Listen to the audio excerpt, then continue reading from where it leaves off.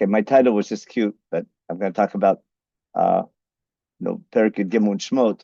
But thinking out of the box, the idea is that what's inside your tefillin. So we know there's parshiot in our tefillin, but we rarely open them up because they're covered. But I want to try to explain what four parshiot are in the tefillin and how they relate to the Seder. So the obvious one that relates to the Seder is the parsha in chapter 13 in Shmot that has the Vigata Levincha, which is we quote all the time at the Seder. So let me share my screen and we'll get started. If I fall, 1 second. Make sure I'm still on. I'm still on, right? We're good. Okay. So we go like this. Let me open up my source sheet. That should be this one over here. There we go. Okay. So this is class number 2 in the series. In our Shmot series is class number 11. Okay. First thing we're going to do, I'm going to talk about covenant in general and how it relates to children. I'll explain why, and then how it's going to relate to the tefillin. So I'm going to close my screen for a second, but beforehand, the famous 4 parsha of the tefillin, which I'm assuming y'all remember, but just in case you don't, the first parsha of Kriyat Shema, the famous one from Shemot chapter 6, the second parsha of Kriyat Shema, at the end of the HaMitzvah section in chapter 11, verses 13 to 21, that's Vayim Shemoah. Harish Kol B'chor is what we have, which includes Vigata Levincha. It talks about firstborn, but really deals with Pesach and Nig Matzah for 7 days. And then the second parsha that follows right afterwards about the holiness of or the sanctity of the firstborn. Now, what's common to all 4, they have a similar phrase that these should be a sign. What they all have common is almost the same verse. Whatever this is has to be an ot on your hand, has to be a sign on your hand and something between your eyes. So to appreciate what we're doing, I want to trace the word ot in the context of covenant. So make that clear? That's my whole approach is going to be, if the key phrase that ties all these together is an ot, a sign on your hand, they're all going to relate. The word ot is always going to relate, not always, but especially relates to covenant between God and his people, or between God and even creation. I want to try to understand why in each of these 4 parshiot, not only do we have an ot, we also have a special connection between parents and children. I'll just repeat that because my key point, I want to clarify it in the beginning. The 4 parshiot of in your tefillin, the obvious connection between them all is they all talk about, they include the phrase, it should be a sign, a sign on your hand, and something between your eyes, every time in a bit of a different context. But I want to show you that they all relate to continuing a tradition from parent to child. So I need to explain how that passing on a tradition from parent to child, as well as covenant, how they're connected. And to do that, I have to trace the history of Brit in Chumash. Okay? So the first thing we're going to do, we're simply going to go over the history of Britot, between, not the word oath, but the idea of a Brit between God and anyone. Just for the fun of it, see if people are awake. Tell me, from what you guys remember, if you didn't look at the source sheet, how many Britot in Chumash have an oath that you can remember? A little participation. It's a real easy question. The rainbow. Okay, the rainbow covenant. It has the word oath. That's going to be the first time. Bein Absorim. Oh, that's the wrong answer. I was hoping for that. Brit Ben Abtarim is a Brit, but it does not have an oath. Not in the Brit. That's a bit surprising. Okay. Bismillah. Brit Milah, that for sure has an oath. Okay. What's the next Brit? Brit Sinai. Does Brit Sinai say oath or not? Shabbat. Very good, Shabbat. Okay, we've done that sure many times. Now, it doesn't say it in Sefer Shmot. It says, it doesn't say it in Parshat in Shmot and Mishpatim. When we make the Brit, it doesn't say it, but it says it after the laws of the Mishkan as a flashback. But Is there a Brit with Pinchas? Brit Shalom? Yeah, but it doesn't come with an oath.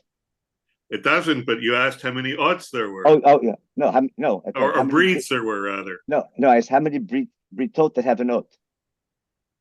I'm saying not every Brit has an oath, and not every oath has a Brit. All right, but if you wanted to include him, you would say that the oath is the Beged Kahuna. It could be, but again, it doesn't say the word ot. That's all. But what I want to follow, what I want to trace, and you'll see how they're all connected. I go from Brit Keshet to Brit Milah to Brit Sinai, and they don't only share the idea of covenant Brit and the idea of ot. They also have a lot of other phraseology, which is Beini Ubein, which is in all three. And the most important thing is the word La'olam. That's what I want to show you. They're all Britot Olam, which means always in Tanakh, Olam always means forever. In Rabbinic Hebrew, Olam can mean. But so the idea of Brit, that what's going to be shared between the Rainbow Covenant, Circumcision Covenant, and Sinai Covenant they're all going to be. They'll have an oath Brit, they'll have a sign of the Brit, and there'll be an eternal Brit. There'll be a Brit Olam, and there'll be Ben, and God's name it will be Elohim. Brit Hazino? Azino, it's a shira, I think. I don't think the word is a Brit. I have to check with the Brit there, but definitely doesn't have the word oath. Hazino and Brit Nitzavim is going to be a Brit on Brit Sinai, but it won't be a separate Brit. Sure, Hazino will be a song. So let me just review them real fast. Now share on the source sheet, and I want you to pay attention to the wording. We have the Talmud. So the history of Brit now, with God and the covenant, and let's take a look. Let me get I don't have my regular mouse here, but I'll get moving. Here we are. Okay, I'll make the source sheet a little bit bigger, and we'll go as follows. Okay, just to review, because I'm sure you're all familiar with these psukim. God blesses Noah after the flood. He tells him Pru'avu, and Elohim tells Noah. Listen to the wording, how similar it's going to be. That's why I want to show you just the Hebrew. Hebrew is important. I'm going to establish a brit with you, and yes, between you and all creation. And then the big phrase is Bakimoti et briti. That's going to come up a lot. That'll be one of the 4 cups at the Seder. Bakimoti et briti itchem. I'm going to make a covenant with you. There won't be another flood to destroy. And then Elohim says, Zot otabrit, asher ni'eten beni u'benechem. This is the sign of the covenant between me and you. At Kashtin Atati Bo'anan, I'm giving the Keshet in the phrase, and it'll be an oath brit between me and the land. And I need the word by mistake. I forgot to quote the word Olam. Let me just stop the share and open up a Chumash, which I should have done anyhow. Share and open up the website. Where are we?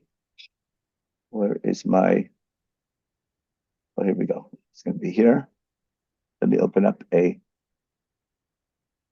Devarim. We want English Hebrew Chumash. We leave Allah Torah alone for now, and we use Sefer Breshit. Sorry about this. Okay, let me go back to chapter 9 in Breshit. The Rainbow Covenant in chapter 9. Again, Elohim tells him remember the phrase Pru'avu in the beginning? Elohim tells Noah, and then Mekim et Briti, between me and God's all, it's not just with Noah, but his entire creation. Bakimot et Briti, won't be another Mabul to destroy, okay? And then God says, this is Ot Brit, and then at Kashin Binan, that'll be Ot Brit here. Okay? V'zacharti et Briti ashbeni u'benechem u'ben nefesh chaya. Okay? What's it say here? Wait, well, I'm looking at the word. Here it is. Vaitag keshet ba'anan. Verse 16. The keshet will be in the cloud, the rainbow in the cloud, and I'll see it. Liskor brit olam. Bein Elohim u'bein kol nefesh chaya. Brit between God and His creation will be a brit olam. It'll be an eternal brit, an everlasting covenant. Right, that should be clear now. And we have again the word benu benechem, bakimotet briti. Those are all the key phrases. And God's name is Elohim, preceded by Pru'avu. Now, if I continue, the next time Elohim speaks in Chumash is going to be chapter 17. In the meantime, we have Migdal Bavel, and we have the 70 nations, and we have Avram being chosen, making Aliyah. But the first time Elohim speaks to Avram is chapter 17. He introduces himself as El Shaddai and commands him, Hitalech l'fnei tamim. It says, I'll make a brit between, again, brit between me and you. We have an element of pru'avu again. Avram falls on his face, and then we begin by daber ito Elohim lemor. I'm going to make a brit with you, be a mentor to other nations. We changed his name from Avram to Abraham. Then Vifreiti Otcha. Remember, we had Barbelcha, Vifreiti Otcha. I'm setting you aside for the sake of nations. You'll have kingdom coming from you. That's all the background. And now the big phrase, like before, Vakimoti et Briti benu benecha. What my claiming is that in order to appreciate the brit that God makes with Avram Avinu, I need to understand the brit he makes with mankind after the flood. It's the same wording. And between you and your offspring, the brit olam, again, an eternal brit. And the brit is to be your God, and you'll be my people. I'm your God, I'll be your boss, you'll be working for me. Between God and Avram, God and Avram's, all of his offspring. And as a vehicle to accomplish this, God's setting aside the land of Canaan, and there he'll be our God. The land of Israel will be a vehicle through which we become a nation to fulfill the brit. And then, Elokim tes Avram, I'm going to keep this brit between you and, again, always again, you and your offspring after you. Notice Atav Zarecha over and over again. Zot briti asher tishmu lechem. Okay, circumcise every male. Got it? And then here we go. Unumatem et b'sar latchem. Vayel od brit benu benechem. Do circumcision. It'll be an od brit. Again, the word od brit between me and you. And at 8 days old, you do the brit. And then finally here, I'm sorry. Again, the phrase, the concept of a brit olam and eternal brit. Okay. So the connection between brit keshet, the rainbow covenant, and circumcision covenant should be crystal clear. And they also talk about having children. Now, the next brit will be a brit Sinai, as long as I have a chumash open. I'll just go right to chapter 19 in Shemot, just to recall the brit that God makes with us. That's Sefer Bereshit. We need Sefer Shemot. A mistake. Bible Shemot. I just have the Hebrew on the source sheet. I'll do the English Hebrew from the Chumash in chapter 19. We're all familiar with this. Moshe goes up, and God tells Moshe, tell the people, Kol tamar the Beit Yaakov, Tagid b'nei Yisrael. You've seen what I did for you. I brought you here, and now here's the covenant. But now, are you willing to obey me? You will keep my covenant. Then you'll be my treasured nation. And you'll be for me a priestly nation, and a nation, again, a goy kadosh, a nation set aside. That's the brit Sinai, and then we get the 10 Commandments. Later on, in Shemot, remember this idea of goy kadosh? After we have the physical symbol of the covenant in the loss of the Mishkan, after the Mishkan is over, we just need this line. God tells Moshe Rabbeinu, V'yom Hashem and Moshe, Atad daber b'nei Yisrael lemor, Achad Shabtai tishmoru, make sure to keep Shabbat when you're building the Mishkan.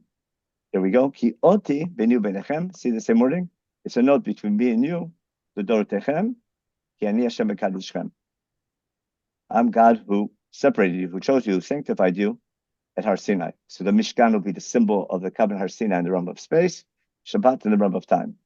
Then keep Shabbat, because Shabbat now is a symbol of the covenant. If you desecrate the Sabbath, the consequence is you're cut off from the covenant. Therefore, for the first time, we have the chiyuv, the punishment of karet for breaking the Sabbath day. And we're supposed to work 6 days a week, right? And repeat the same loss of Shabbat for the 10 Commandments.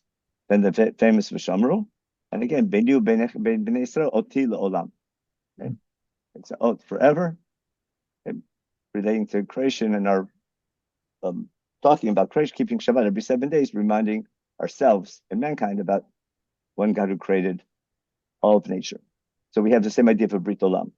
Now, why did I make such a big deal about this? Because I'm pretty sure, let me stop the share.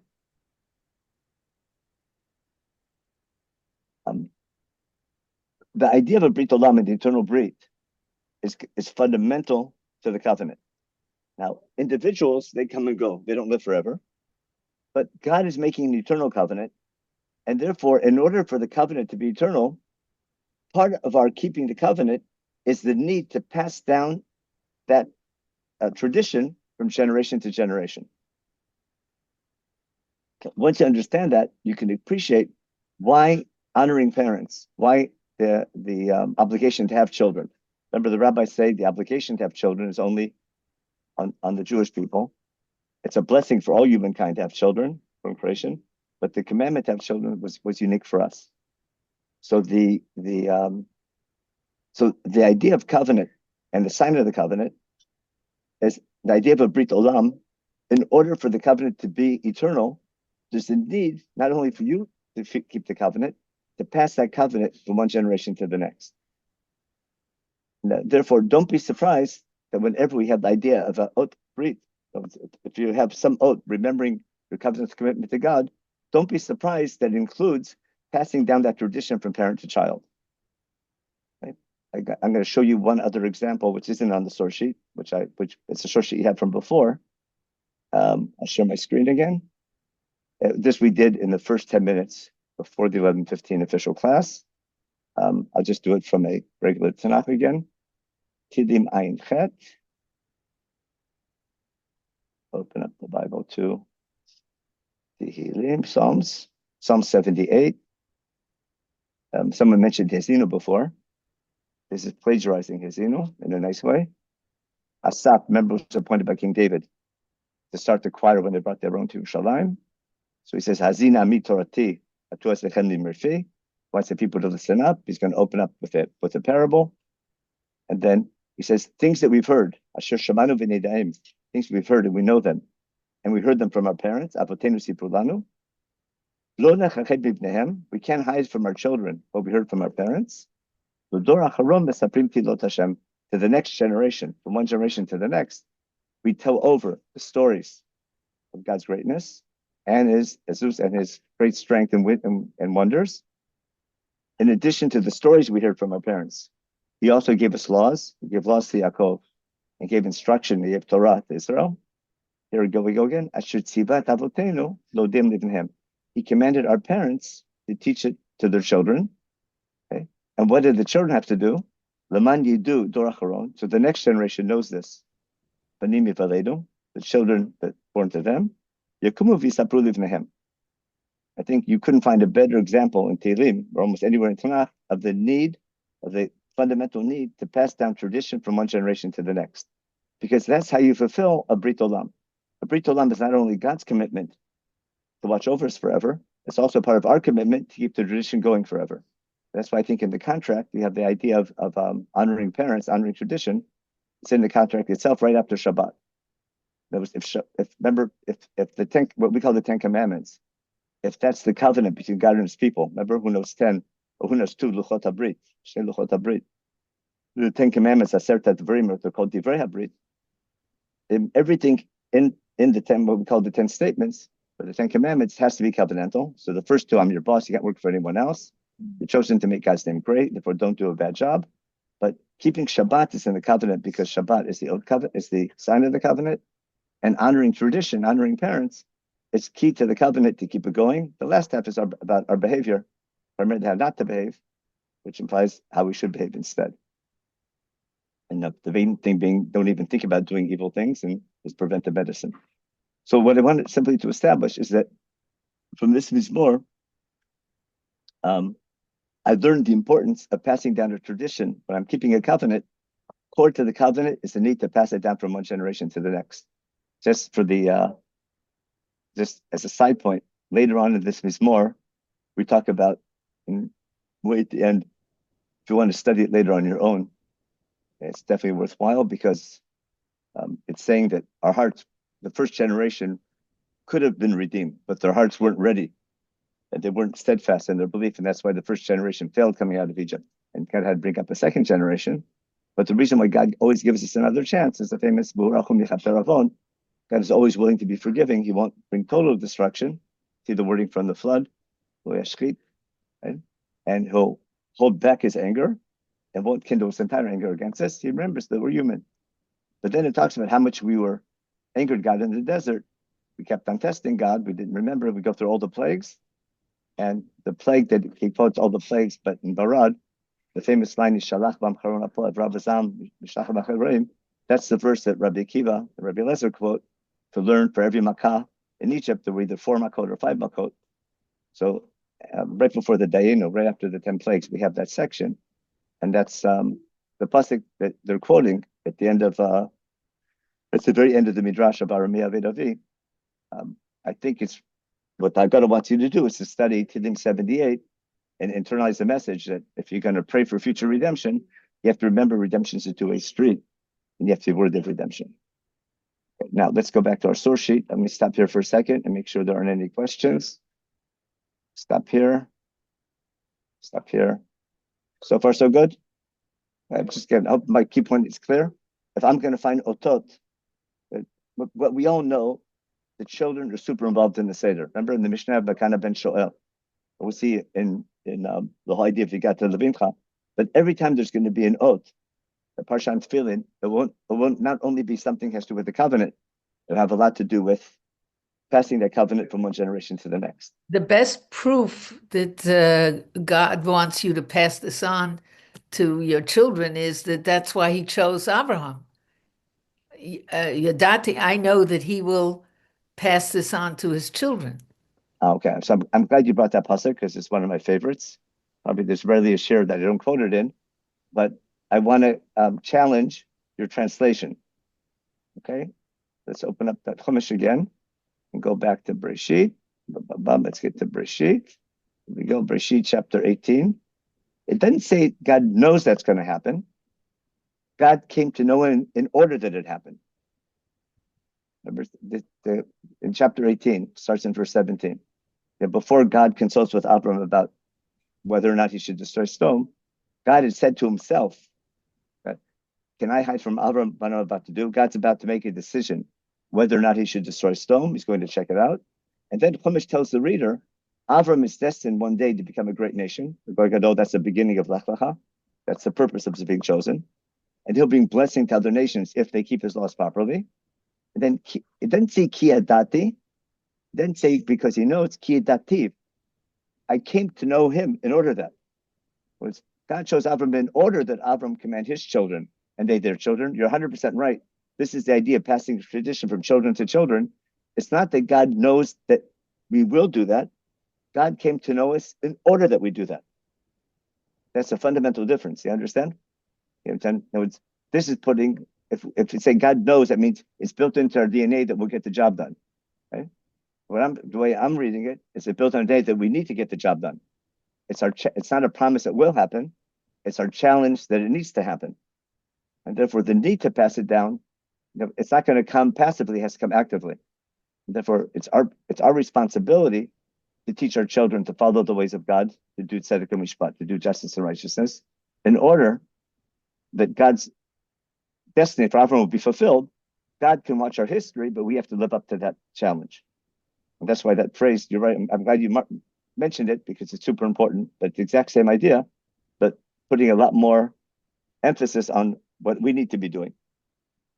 Not that God knows it'll be, but he came to know us in order that it come that. And we'll see that they'll relate very much to what we're going to do now in the Parshot and Tefillin. Okay, now we go back finally to our source sheet, and we'll do the Parshiyot. Let's stop the share and check it. I'm looking at the in the chat. Let's go back to our source sheet. Should be here. So we had the Brit Milah, the Brit Sinai, and just to prove the same wording in Parshat Bahar B'chukotai, in the B'chukotai section, Ufaniti alechem v'freiti etchem v'beiti etchem b'kimotit briti etchem. We have the same words in Sefer Vayikra about Brit Sinai, and then v'talachti b'tochechem beiti lechem b'levi v'atem tu'ledam. That's the core Brit. That's basically Lo l'chad Elohim. I'm your God.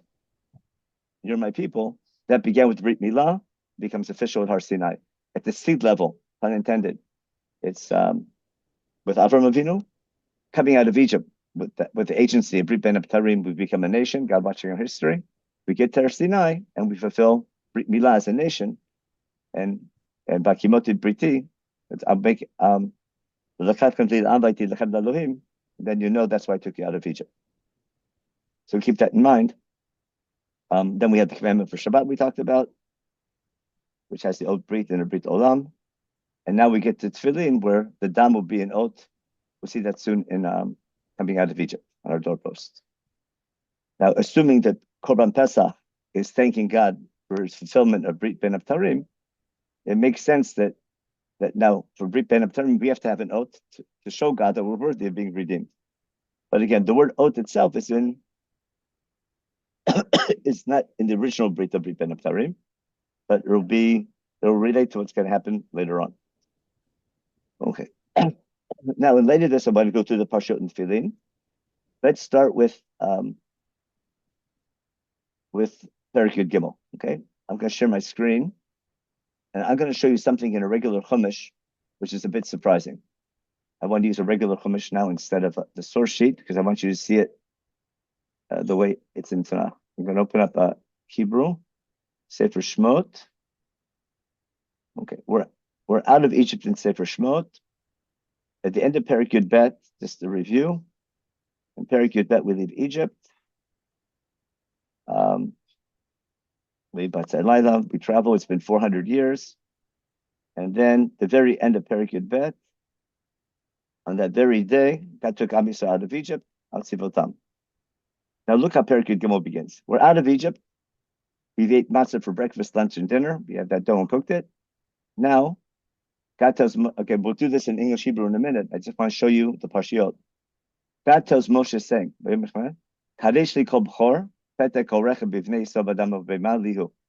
after we leave Egypt, God says for me, separate from me every firstborn, humans and animals, they belong to me because I saved you from Makat Bechorot. Now, what should follow? Moshe should tell the people, do Shat Bechor, right? But watch what happens. What Moshe should say next is not until verse 11. See that?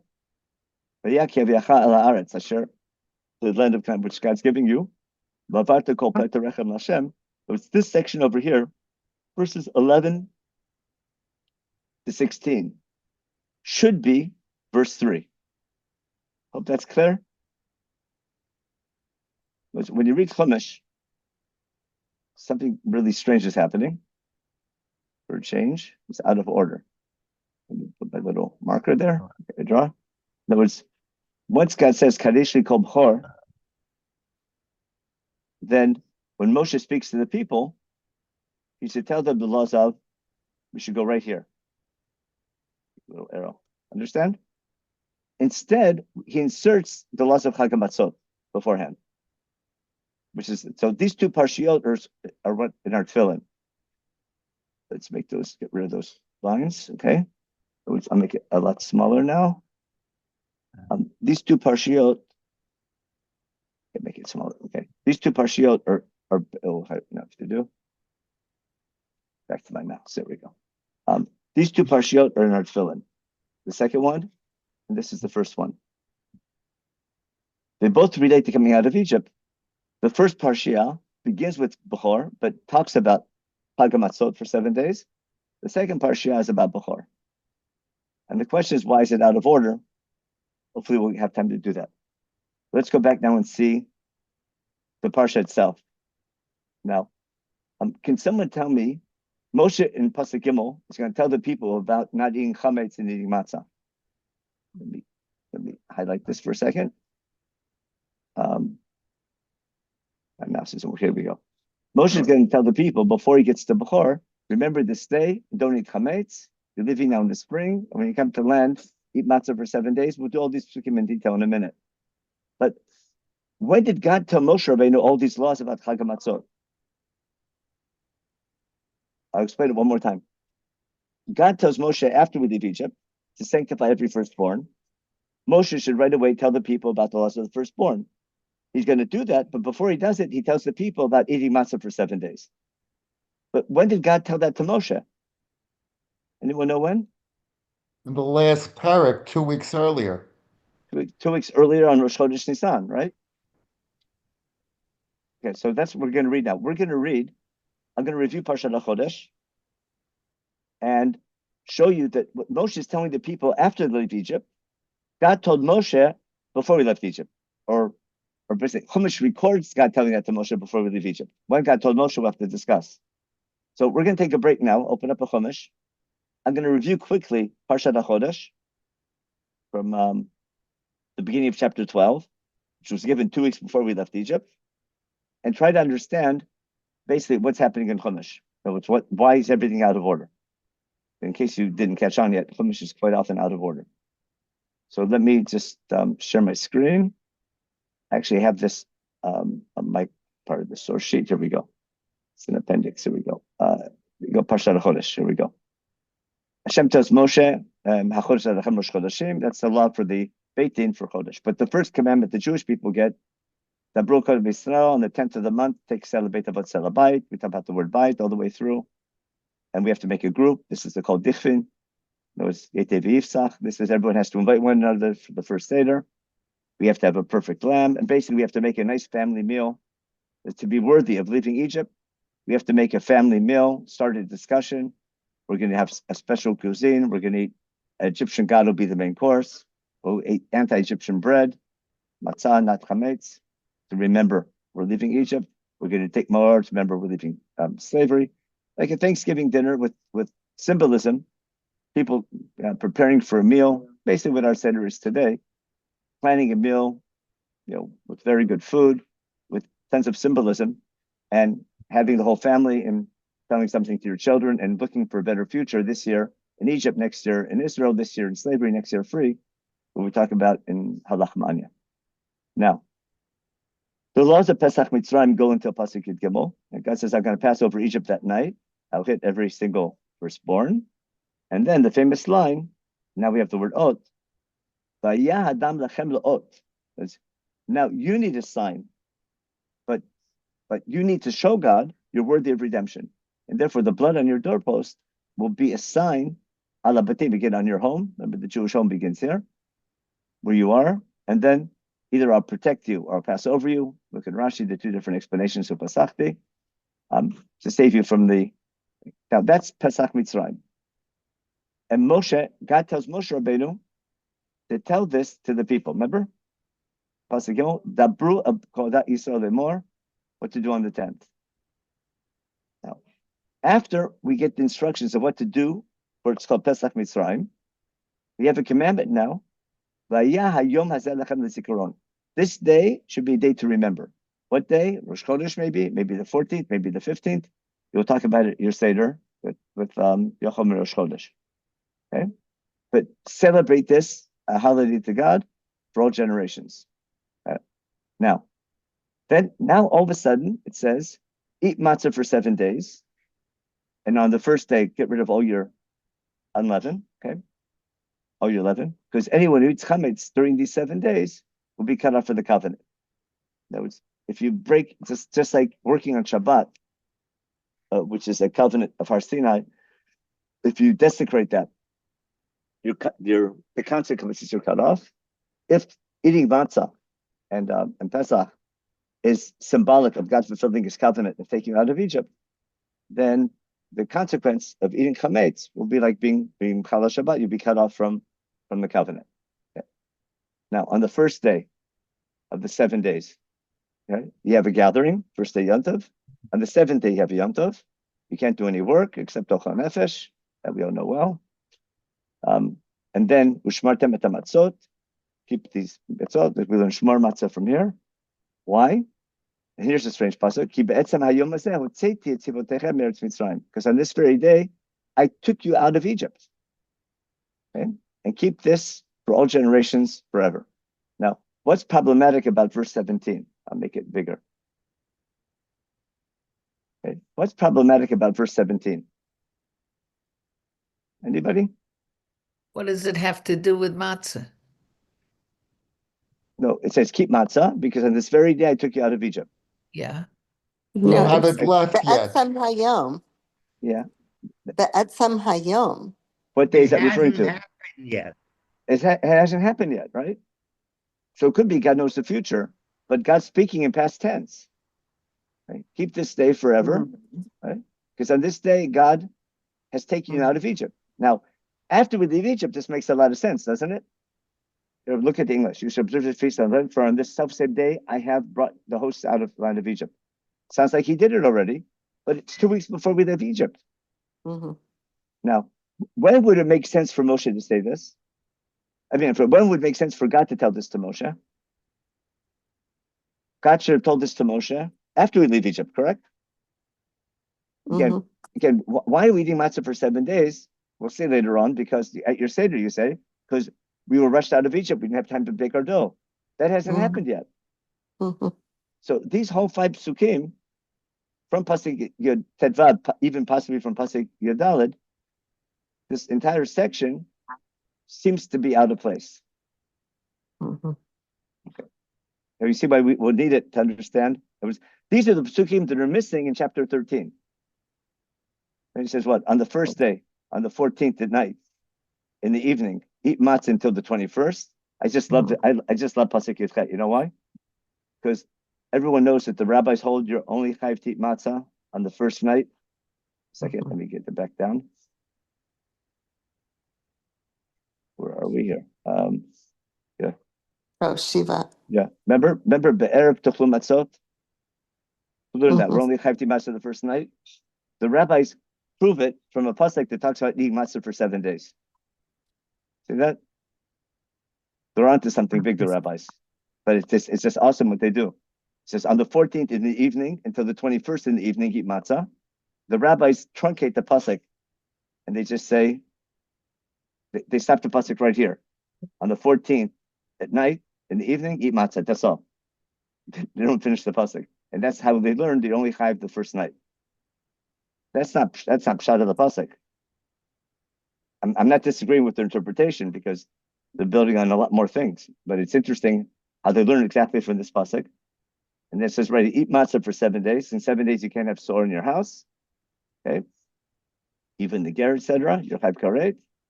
And you can't have chametz. Instead, eat matzah. Now, what should Moshe tell the people? Everything that God told him. But look what Moshe tells the people. Moshe tells the people in verse 21, Moshe calls the people and tells them, to take the lamb for the Pesach sacrifice, how to sprinkle the blood, not to leave your house all night long. Okay, and then at night God's going to pass over, and he'll see what do you call it? He'll see the dam on your house, and that'll protect you. Okay, that's why the dam will be a note. And then keep this custom for you and your children, forever. See again, adolam. I like that word, adolam. See the idea of a brit olam here again. And when you come to the land of Israel, which I'm giving you, do this avodah.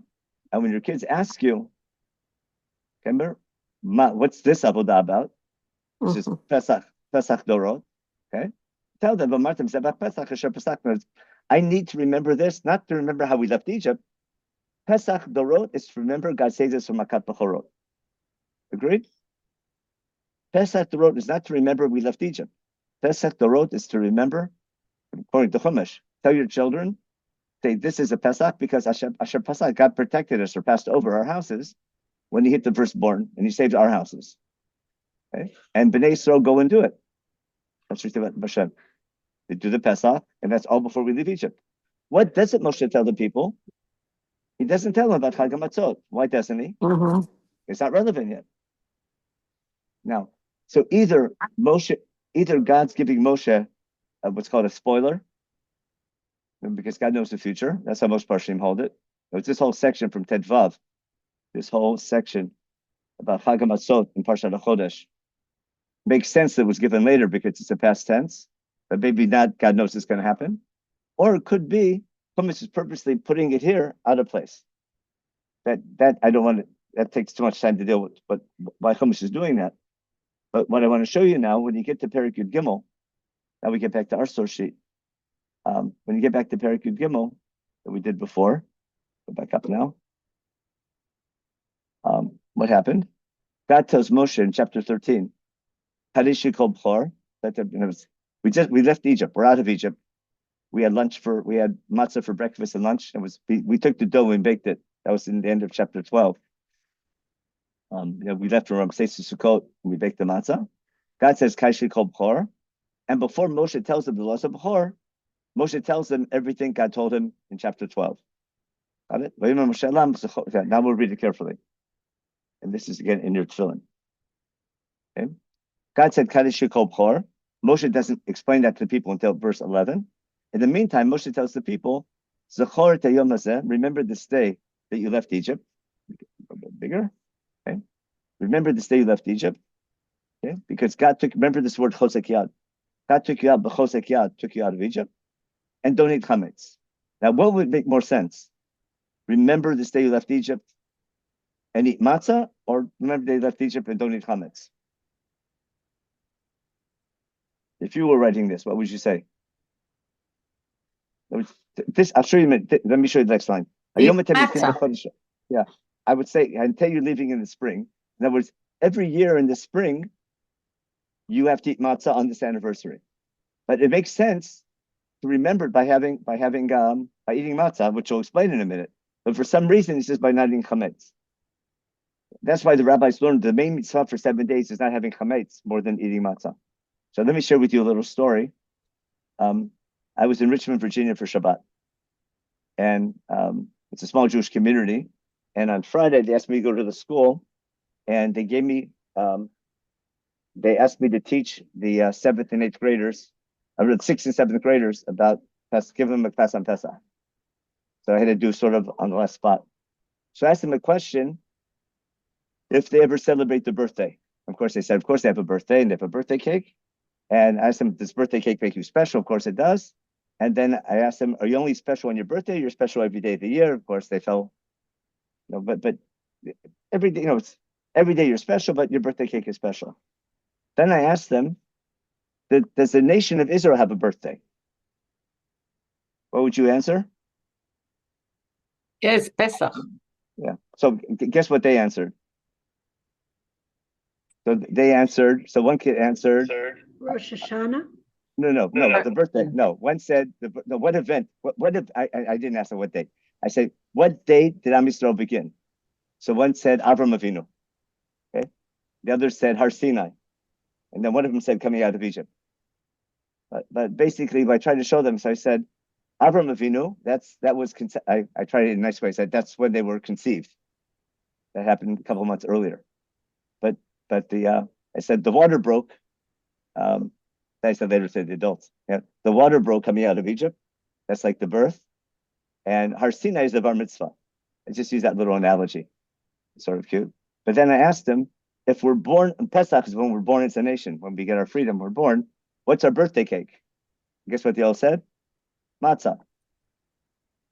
Now, basically, so matzah is our birthday cake. The truth is, our birthday cake is a lamb. It's like a Thanksgiving turkey dinner. But we don't have that anymore. So it's not just a matzah, but for them it was good. Matzah was the birthday cake. And then It's not like a zevach, it's like connecting to Hashem. It's more like that, like when you make a sacrifice, you basically okay. So I told them a story about my son. For when my son has a birthday, he sends his mother a box of chocolate and says, happy giving birthday. He doesn't send me anything. I don't know why. He thinks it's more his mother gets the credit than I do for giving birth to him. One day someone has to explain it to me. But the idea that on your birthday, you thank the person who gave birth to you, it's such a nice idea. And it's a nice minhag. So I'm not always on the short end of it, but it's a nice minhag. So I brought that example that we're thanking God. The korban is sort of thanking God for your birthday, thanking your parents. Anyway, why did I tell you all that? It was a cute story because the teacher asked me, then how come it's in the Aviv? The Aviv is the spring. So because God took us out in the spring. So I said that was Planned Parenthood. You got my joke? Yeah. Which is exactly what it was. No, it's God wanted us to be born in the spring so that we associate the spring and nature beginning with our national beginning. Right? So I want to share with you, that was an unplanned share. It was just happened by chance. But I want to share with you I thought it was a nice idea to explain Planned Parenthood, that God wanted, it was our nation's being born. Our birthday is, now the birthday of creation is going to be Tishrei, but the birthday of Am Yisrael is Nisan, is Passover, but God wanted us to come out in the spring. Okay? And therefore, every year in the spring, we celebrate our birthday by having matzah and Pesach and a family meal, and thanking our father, our mother heart in heaven, or our parents in heaven. Gotta be careful. They kind of created us, our parents. Afidu Shabbat Shemaim, that's better. Now, let's go back to the Parsha. So let's go back now to, here we are. So again, Hayam V'tem Yisim B'chodesh Aviv. Then what happened? Okay, Vayam. When you come to the land of Israel, again, the assumption is we're not going to be in the desert for 40 years. The assumption was to be in Israel by next year. Remember? Hashtacha l'shana ba, we're hoping to be in Israel the next year. Okay? When God brings you to the land of Israel like he promised you, okay? Do this avodah this month. Is the avodah the Pesach or eating matzah? You can argue, as a Parshanim do. But now Moshe clarifies what he means by not having chametz. Eat matzah for 7 days. On the 7th day of Chag, everything he said back in Parshat HaChodesh, matzot should be eaten for 7 days. Okay? And you can't see any chametz, no seor, and all your borders. Now, that's all from chapter 12. But it would make sense that God must, whenever God told Moshe Rabbeinu, Kadesh should call Bchor after leaving Egypt, that's when he told him Chag HaMatzot. But for some reason, Chumash puts that earlier. Again, that's out of the context. We don't have time for that today to explain why, to suggest why that happened. We'll take it now. It seems to be a given. Now, if every year, stop for a second. If every single year in the spring we have a family custom of eating matzah, so the people went through the experience of coming out of Egypt. When they see the matzah, they're going to remember what happened. But how about 100 years later, 50 years later, when a whole generation grows up who didn't leave Egypt, but the family custom is still to eat matzah? What do you need to do to make it meaningful? That's going to be the next line. Let's share my screen. Where are we? Here we go. Tell your child on that day, for the sake of this, God did for me all these miracles coming out of Egypt. And then this oath has to be on your hand and remembrance between your eyes, so that God's instructions will be in your mouth. You'll be talking Torah all day long, you'll be talking Torah over a meal. Ki biyad chazakah tzecha b'mitzrayim. See, the word yad chazakah comes up all the time. So the oath ayadcha and the yad chazakah have to be related. And keep this custom every year in the spring. And then only after that, then we get the Kedushat Bechor. When you come to the land of Israel, also take your firstborn animals and give them to God. And when your children ask you again why we're bringing Bechor, again, tell them Bechosek Yad again. God took us out of Egypt. Okay? And when God tried to, we took us out, God killed every firstborn of the Egyptians, therefore and he saved us, therefore I'm being the Savech that you. And again, it'll be an Ot Yadcha of a Yad Chazakah. Okay? That God took you out of Egypt. Then now the famous question comes up. Who's going to be, what do you have to explain to your children? So the classic understanding is as follows. What do you tell your child? So if you got to tell your child that what? Most people understand, I tell my children, the reason I'm eating matzah is to remember that God took me out of Egypt. But when you read the pasuk, it's different. Bavur said, for the sake of this matzah, God took me out of Egypt. So I'll just show you Rashi, how he understands it. Basically, do we explain to our children why I'm eating matzah or why God took me out of Egypt? So Rashi says, I explained to my child the whole reason why God took me out of Egypt was in order to keep his mitzvot, like eating Pesach matzah maror. And Ibn Ezra quotes Rabbi Marinas, it's Rabbi Ibn Janach, who Ramban quotes. And Ramban holds, and Rashbam hold it like in this direction, that no, we explained to our children, I'm eating matzah to remember that God took me out of Egypt. And he said the pasuk should be Zeh Balvor instead of Balvor Zeh. It should be Zeh Balvor instead of Balvor Zeh. And then Ibn Ezra totally disagrees and says, V'tama pasuk hefech machshavto. Ibn Ezra agrees with Rashi, because we don't need matzah to remember that God took us out of Egypt. Instead, we explain to our children the whole reason why God took us out of Egypt is in order to remember that God gave us that our whole custom of keeping mitzvot, our whole relationship with God began with this event. And therefore I need to remember not what happened, but why it happened. I have to say thank you, I have to act thank you. And then he says the big line, the whole reason God took us out of Egypt was to serve him. as we say every day in Shema, Ani Hashem Asher take it from Eretz Mitzrayim Elohim, to be your God. In other words, the main educational message of the Seder, according to Rashi and Ibn Ezra, is that I'm not explaining, I'm not saying thank you. I'm not eating matzah to remember that God took me out of Egypt, thank you, out of gratitude. Rather, I'm eating matzah to remember why He took me out of Egypt. He took me out of Egypt so that I would keep His mitzvot, like eating matzah. It sounds counterintuitive, but I want to bring two beautiful proofs that the main educational message of the Seder is not only gratitude, it's not only thanking God for what happened, but remembering why it happened, and not just to say thank you, but to act thank you. From Moshe Rabbeinu himself in Sefer Dvarim. I was just right on the source sheet. I could have just kept it open. What do we know in Sefer Dvarim? In Sefer Dvarim, remember we have all the laws in the 40th year. Just Moshe says, when your children ask you, when you come to Israel, right? What are all these laws that you have to keep? These are about the laws of all Sefer Dvarim. What do you tell your children? Why do we have to keep all the laws? Tell them, we were slaves to Pharaoh in Egypt. Remember, this is what we quote in, that's the answer to the Manishtana in our Haggadah. And God took us out of Egypt. I'm sorry, Biyad Chazakah. Get my mouse straight. Get my mouse fixed over here. Yeah, God took us out of Egypt with the Yad Chazakah. And God did great miracles in front of our own eyes. He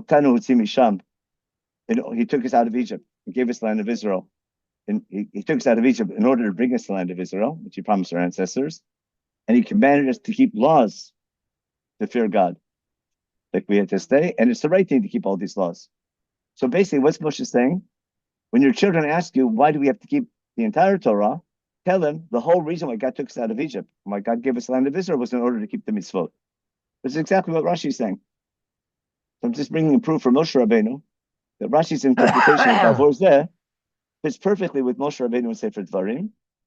And if you remember, Tefillin 105, I have it. We've done this share several times before. Let's just open up on the, remember this big parak where we have all the makot in Tefillin 105, make it bigger. I'll just do the end of it because our time's almost up. What does God say? And we remember Hodel Hashem Kitov, we say, we quote the first part of this in davening, but we remember that God remembered His covenant, and we take the whole story of coming out of Egypt. We have all the makot. And why did God do all these things? God did all the miracles coming out of Egypt and all the plagues. He's a char dvar kodsho, remembered His promise. Avram, His servant, and took us out, His people out, who He chose. And then, why did He take us out of Egypt? Because He gave us the land of other nations, and we inherited the hard work of many nations. But the whole reason, the whole purpose of God taking us out of Egypt and giving us the land was in order that we keep His mitzvot. So I think this more the last line of Tefillin 105, as a commentary on Shmot Perek Yud Gimel, which is our Tefillin. For this, it's the whole explain to your children that the purpose of our redemption is in order to keep His mitzvot, which makes perfect sense educationally. In other words, it's not that we got stuck in Egypt and God came and took us out and saved us, saying thank you. God put us in to train us, make us sensitive to slavery and to oppression, so that when we become a nation, we don't do that to others, and that becomes the core of our behavior and how we serve God. Again, remembering not what happened, but why it happened. And it's part of our training to become a nation, to be a nation forever, to serve God, and based on the society that we build. Now, in light of that, don't be surprised that every single time that we have a constant reminder to remember things, you need mitzvot, you need physical objects, you need wedding rings, you need flowers, you need trophies, that's the way people are. You need signs, but the signs have to have meaning. And therefore, every year on our national birthday, we have matzah, eat matzah for 7 days, get rid of our chametz, represent getting rid of our bad behavior, and being ready for redemption, being prepared for redemption, and passing down that tradition to our children is core to the whole concept of covenant in Chumash, that we're a nation forever serving God. And to keep it going you need mitzvot, you need celebration, you need meaning. And that's basically Rabbi Gamliel. If you don't explain to your children why you're eating matzah, why you're eating maror, why you're eating Pesach, you haven't fulfilled your obligation. If you don't explain the underlying meaning of if you're just keeping ritual but not understanding the deeper meaning of them, you haven't filled your obligation. That's a famous Rabbi Gamliel in the Mishnah. One last thing, I'll go back and just finish up the source sheet. Where are we? Source sheet, share over here. No, we don't want this one. We want this one. Okay, so I want to add one thing about tefillin, which is always a problematic why it's on your arm and on your eyes. So all different reasons. So the eyes, you think, so lots of reasons, but it's always yadcha and beinecha. Now, in the 40th year when Moshe beginning his speech, remember Zot HaTorah? Remember these are they don't include mishpatim, and Moshe is commanding them. That's the introduction, the end of chapter 4. Remember how chapter 5 begins? Moshe, this is the speech that goes from 5 to 26. Remember, ending with Mikra Bikurim. Moshe calls all of Israel together and tells them, Shema Yisrael. Moshe starts the speech right here. It goes on for 21 chapters. Listen to these chukim mishpatim that I'm teaching you today in your ears. Learn them and keep them. Moshe is saying in the beginning, all the laws need to be kept and studied. You have to study them and keep them. As part of keeping law, it's not just keeping them, but studying them, giving them meaning. So it could be, I'm just throwing something out, that it could be that your hand keeps them and your brain studies them. So it could be that the tefillin shorosh, the beinei necha, I'm assuming that's the area, that's your head, that's how we understand this, the forehead, that represents the brain, that's studying the laws. The hand represents keeping the laws. So I need to remember not just to keep the laws, I need to remember the connection between studying the laws and keeping the laws together. So it's not enough to keep laws, it's not enough to study laws, I have to study them and keep them, and again, and pass them down to my children, and pass that tradition going. But if we only keep ritual without meaning, it becomes empty. If we only discuss meaning and don't keep ritual, it won't pass down, it won't remain forever. And therefore the beautiful balance between keeping law, but studying law, and then trying to apply it properly from generation to generation, that might be the symbolism of tefillin. So now, Dusha Bechor is intrinsically tied to coming out of Egypt, because the whole story begins with B'nai Bechor Yisrael. Remember, Bechorah is privilege. Someone gave a shir on Bechorah, I think in the series, I'm assuming it was about that. The Bechorah isn't who's ever born first, but the one chosen for responsibility. Was Rabbi? I think there was a share in the series. There should have been, but Bechorah, it's not who's born first. It's the firstborn is responsibility of leading a family, and the idea that we're God's Bechor, not since we were born first. It's not about privilege. It's about responsibility. So don't be surprised that having Kedusha Bechor, making a big deal about the firstborn, reminds us of the purpose of Yetziat Mitzrayim. It goes back to the opening line of when God sends Moshe from Midian. Go tell Pharaoh, B'nai Bechor Yisrael, my firstborn child. And then Shema, clearly, which follows the 10 Commandments. Remember afterwards, after the opening line, keep the laws, God made a brit with the Sahar Sinai. Moshe tells the 10 Commandments. And after the 10 Commandments, Shema Yisrael, Hashem Echad, is Hashem who's our boss. Right? He's everyone's God. Therefore, we have to love our job. And then, not only do we have to love our job, and then keep all these laws we have to teach them to our children. Again, B'shamtam Levanecha, it's covenantal again. So that's why I said, and therefore, again, right after B'shamtam Levanecha, we have Otay Etchav Tosfot B'dinecha. That's it. That's the next parsha in Kriyat Shema. Remember? Again, on your hands and heart. And then the good old reward and punishment, which that's the only thing that really works with children. If you keep my laws. And then what do we have here at the end? So, and then what's it say beforehand? I want children here. Children better be here. Hold a second. I'm trying to show you in each one of them you have children. Where are we? Okay, but sometimes right I love them. Here. Teach them to your children, talk about them. That's Jewish continuity. So in each of the parsha of Tefillin, it's not just the technical. We always see it. It's an ot ayetcha. All 4 parshiot have the idea of an ot. But what I'm pointing out is the ot also goes with educating children. You have it here. And that's the second parsha of Kriyat Shema. In the first parsha of Kriyat Shema, you have Vishinantam Levanecha, as well as the ot. And then the two parshiot that we had beforehand, the Kaddish B'chor, what do we have? We had Vigat Levincha, passing it down, and Parsha Kaddish B'chor, Ve'eki Shal Pabitcha Machar Lemor, V'chosek Yad, and why God took us out of Egypt. But each of the parshiot in Tefillin is not only an oath, it's also passing down the tradition from parent to child. And again, your actions have to be in sync with your brain of understanding what you're doing and why you're doing it. How to apply it. And therefore, it fits beautifully with Moshe's speech, which is applying the principle of the Brit Har Sinai, that you have to learn the laws and keep the laws. And I think that's what I call thinking out of the box. That's the idea of Tefillin, in my opinion. Of course, how it relates to the Seder, because the Seder is all about passing down a tradition from one generation to the next. Check the questions real fast. What is the letter N? N in Psalm, wait, what is the letter N in translation of Psalm 78? I'm not sure what Rabbi, can you explain your question? Someone asked, what's the letter N in Tehillim 78? Yeah, when you had the showed the translation of 78, Yeah. some of the verses in English, there was a letter N. I have no idea what it's for. I saw somebody else will do the same thing. Yeah. In the JPS translation that I have? Whatever translation you show from Yeah, that was JPS. That was JPS? Yeah, let me share my screen real fast and see what Guess we I have did. to write the JPS down. Yeah, I don't think anything. That's a question on the translation. Okay. I'm not responding. Okay, well, there was another question in the chat. 1 second.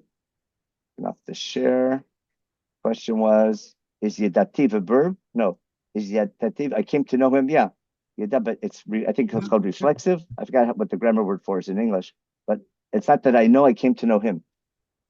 Yedativ, not Yedati, Yedativ. Moshe the prophet who may have given the privilege. A second, Isaac B. Let me read the question. Moshe is the prophet who may have given the privilege of knowing. So that's right. That a lot of Parshim were saying what Moshe is saying is that Moshe, because he's a prophet, God's telling him ahead of time he's privy to what's going to happen later on because God wrote the book. But then why can't God just say it? It's going to happen.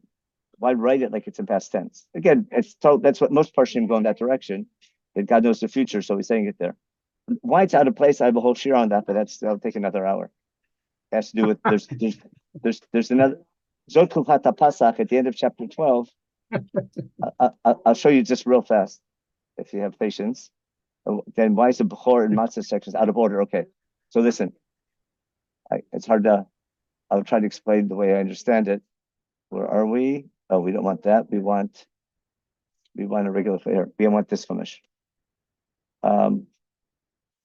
Here, you need a Korintach to see this right. Nothing you can do about this. But if I go back to Shemot Perek Yud Bet, I'll just make Yud Bet real small. Here. At the very end of Yud Bet, there's a section that's midnight. We have Makat Bechorot. Remember? We're out of Egypt. And we're rushed out of Egypt. Remember? But the Exat Mitzrayim, the Shachar Min Haaretz, we took the dough before it rises, and we take it with us, and we borrow what we borrow.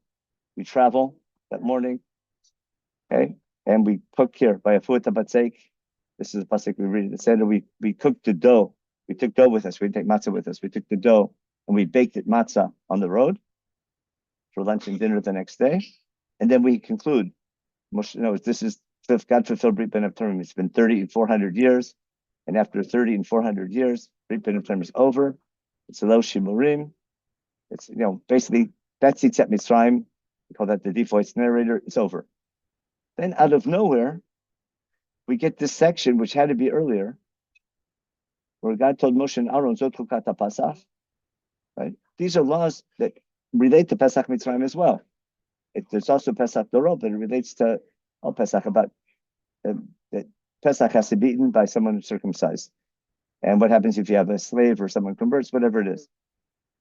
But Pesach, and then it says, Vayasub Kol Bnei Yisrael Kasher Tziva Hashem Moshe Ken Asu, which happened.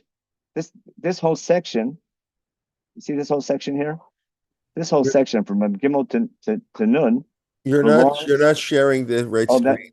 I'm not sharing the right screen? Oh, I'm sorry about that. Yeah, Let me share again. So I got that. that's okay, but Okay. No. Sure. Wait a second. Let me unshare. Share. I was sharing. I had a different screen open. yeah, you had Okay. the one with Yeah. the Avoda. Oh, here. Yeah. Yeah. Okay, that's better. Okay. So this whole section here, we left Egypt. Here we left Egypt, and we cooked our matzah. And this is the final, the finale of Psukim. After we're out of Egypt, it's all over. Out of nowhere, we have a section that belonged earlier called Chukat HaPasach, the laws about how to eat Korban Pesach. And they do this in Egypt. It says, "Vayasu kol bnei Yisrael kasher tzivah Hashem Moshe Aaron ken asu." And all these laws apply to Pesach Mitzrayim as well. So this entire section belongs in the beginning of Perek Yud Bet, and that's God talking to Moshe. So this whole section about Pesach Mitzrayim and Pesach Dorot belongs before we leave Egypt. Got it? So this whole section belongs, I'll show you where. Belongs right here. It belongs right here. With Pesach Mitzrayim, or maybe right after Yodalit. Okay. Now, this whole section from Tedvav to Chaf belongs after we leave Egypt, correct? So all I need to do is switch these two parshiot around. Chumash took this parsha of eating matzah for 7 days that belongs later and moves it earlier. And Chumash took this parsha about Chukat HaPasach that belongs earlier and puts it later. Okay? That's objective. That's what's happening. You know what's called Chiluk Parshiot? Chumash switched the parshiot around. Probably for thematic reasons. That's the main issue. That's what happened. Why? You can suggest a couple of things, but that's less important. But that's what's happening, technically speaking. What I think is, now that God fulfilled Brit Ben Abtarim, right? No, this is fulfilling Brit Ben Abtarim. It's been 400 years. On this very day we took out. No, it's these grandiose some conclusion psukim. I call it the deep voice narrator concluding the story. That's basically God fulfilled Brit Ben Abtarim. Now that God fulfilled Brit Ben Abtarim, if we're going to remember that L'Dorot, we have to remember Brit Milah. Remember, Brit Milah and Pesach always go hand in hand. Ever since the hotel incident when Moshe was on his way to leaving Midian, and that's if you're going to thank God for Brit Ben Abtarim, we have to keep Brit Milah. That goes back to the theme of Sefer Bereshit, the two Britot God gives Abraham Avinu. I said you can be part of a nation, but you have to be to be a member of the nation. Pesach, you have to have a personal commitment of Brit Milah. Leibtag, so Yeah. Pasuk 39, Lametet, where it speaks about Ugot Matzot Kilo Chametz. Is that referring to Matzot in Egypt or to Matzot that they're eating now in Sukkot? No, on Sukkot. In my family, we always have matzah in the sukkah in honor of this pasuk. So they had Matzot also on Sukkot? No. Sukkot is the name of the city. Is the name of the temporary. Yeah. So I'm saying they ate Matzot in Sukkot, in the city Sukkot. Not in the city, but the place is called Sukkot. When Yaakov built a temporary place for his cattle, it was called Sukkot. Remember, Vav ben Sukkot? Sukkot is not the name of a place. Sukkot is the name of a temporary camp. Okay. But the first time they eat matzah, that we remember is they didn't leave Egypt with matzah. They left Egypt with dough, and they took the dough because Egypt didn't let us bake our dough. They kicked us out. To remember that we had to be thrown out of Egypt, we eat matzah. Not to remember that God needed Egypt to throw us out. That's a whole different. That'd take another hour. But I'm eating matzah. Remember that God needed the Egyptians to kick us out. Right. What I'm asking is basically there's two times of eating matzot, like one with the Korban Pesach in Egypt, and now here in Sukkot, they're eating matzot again. Yeah, welcome to Tu B'chinot, for sure. And the matzah we eat at the Seder, is the matzah with the Pesach. It has nothing to do with leaving Egypt. It has to do with anti-Egyptian. Okay? The matzah at the Seder is the same thing. We're eating Egyptian. It's a thematic meal, like a turkey on Thanksgiving. Mm-hmm. I'm having my birthday meal, my anniversary meal has to have elements to remind me of what I'm being taken out of. So I'm taking the Egyptian god, and that's my main course. I'm eating anti-Egyptian bread. Matzah no chametz. I'm having maror to remember my slavery. And therefore what I'm doing is that because I mentioned eating matzah, I need to remember if the main reason I'm eating matzah is not to remember I was leaving in a rush, to remember I have to get rid of I have to reject my Egyptian culture to be worthy of being redeemed. Like we have in Vaikra Yudchet. To be worthy of redemption, step number one, getting rid of your bad behavior. Remember, already on Yudalad, you can't bring Pesach if you have chametz in, if you don't get rid of your chametz, because the prerequisite for entering a membership into this covenant with God, for God to watch your history, has to be your willingness to get rid of your bad behavior. Now, what chametz represents, pick your hashkafa, and whatever it's bad in your hashkafa of Judaism, that's what chametz represents. Okay, and what is this matzah now in Sukkot? What is this about? That's the first time we ate it. The first time we ate it in a rush because of the rush. That was the first time we ate matzah. We had 2 weeks to prepare. The matzah we're eating at the beginning is anti-Egyptian matzah. Okay, and now? And that's what. And now, because we were in a rush, not anti-Egyptian, because that's the chipazon. Now, because the matzah in Egypt is anti-Egyptian, and getting rid of your chametz represents getting rid of your bad Egyptian behavior, Chumash juxtaposes the Isur chametz, right, with the Pesach. So I'm giving a thematic reason why we insert getting rid of your chametz for 7 days, because it relates at a deeper level to why we're eating matzah in general. It explains why I'm eating matzah with the Pesach, not because in a rush, because we're rejecting Egyptian culture. Remember, kol machlasim semlasim alecha. So to do it properly, I need an hour, but that's the summary in a nutshell. Okay, thank you. Okay, sure. Rabbi, take over. Okay, in 29 minutes, Dr. Benny Leibtag will be speaking in English. He normally gives a shir in Hebrew. So those who normally don't come because of the language barrier or are not interested in him, I urge you to come. Dr. Benny, as Rabbi Leibtag will confirm, is an extremely creative thinker, to put it mildly, and really a Renaissance man in many ways. He's spoken before in English also for us, but so if you haven't heard him, that's 1 o'clock. He'll be speaking about Shir Shirim and its connection to the Pesach Seder. And then, as I mentioned, Monday, Tuesday, Wednesday, 11 a.m. and 1 p.m. Shirim. Thursday, 9:15 a.m. and 10:45. So 2 Shirim a day on Pesach for the rest of the week, pretty much. And then tomorrow night, Mark Shapiro is giving class. Tomorrow, Marty Luxion's at 11 a.m. and Yosef Lindell at 1 p.m. Those are the shiurim for tomorrow. And Tuesday's Alex Israel and Sarah Gordon. So anyways, please join us for the rest of the week, as we send out emails to let you know. Those of you who live in Israel, we are having a walking tour on, I guess, the second day of Chol HaMoed. For those who live in Chutz La'aretz, it's the first day of Chol HaMoed, with Shuli Mishkin, who, very popular teacher here. 1:30 in the afternoon. The space is very limited, and it's almost sold out. So if you want to come, please register ASAP. Obviously, that's the live walking tour in the center, near the center of Yerushalayim. Get the details of registers. Then just obviously those who live are visiting Israel for Pesach. Okay, we hope to see Rabbi. Can I ask a question to Rabbi Leibtag? I'm sorry? I wanted to know, you were talking about eating the matzah for the 7 days, and when they got to Sukkot, they were still eating the matzah. When did the man fall in comparison to when they were eating the matzah? Exactly. That's the easiest question possible, because Chumash has the date. They ran out of food on the 5th, exactly a month later. That was Rabbi Leibtag shiurim before Shavuos a couple years ago. The 3 Omers in the Torah. When the Omer, if you remember that. But we ran on the 15th of the year. We ran out of food. On the 15th of the second month, we ran out of food, and the Jews complained, and then they complained. Thank you. Okay, everyone. Out of curiosity. Yeah. By the way, next week I can't give shir next week, Rabbi. I have a Jewish holiday. So there's no shir next week. Correct. Even if you live in Israel, there's a Jewish holiday next Sunday. Yeah, that's and it. The week after, because 3 days, those in Chutz La'aretz get 3-day yontif. I love it, but okay. The week after is also, because you guys. Week after also not. It's Sunday. It's yontif for people in Chutz La'aretz. Yeah. We're still based in Toronto. What can I tell you? Maybe Kimitzi Yontetzei Torah. But even though it's Isser Chag, I think it's too much the day after Pesach. So we'll start the following week. You have to pay kefel.